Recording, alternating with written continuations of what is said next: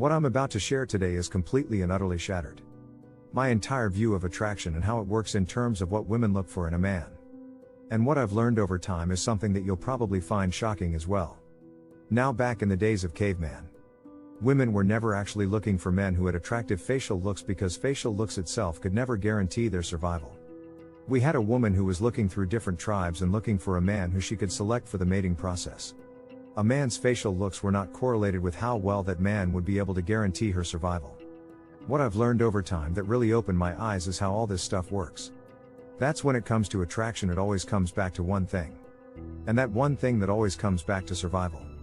In other words, women are always going to pick a man based on whether or not that man can guarantee her survival. Now, this is where it gets tricky.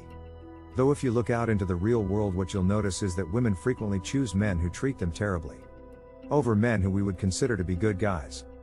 The reason for this is really simple. It's not that women necessarily want to be treated bad. It's just that most of the men who demonstrate these primal traits show that they would be able to guarantee her survival happen to be men who also have a lot of really bad traits, which is why they tend to treat women poorly. So what does this all mean? What this means is that whenever a woman is sizing you up to determine whether or not she wants to pick you as a mate, the number one thing that she's looking at and the thing that it always comes back to is survival. So on an unconscious level, a woman's brain is trying to figure out whether or not you can guarantee her survival. And she's also trying to figure out whether or not you can demonstrate the various character traits. Also, whether or not you have various physical traits that show that you would be able to protect her. It sounds kind of cutthroat because at the core it kind of.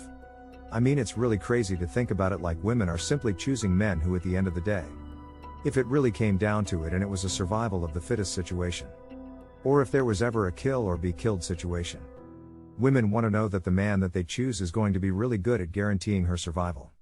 Now, if you look at somebody like a billionaire, obviously a billionaire with vast amount of resources can pretty much guarantee a woman's survival.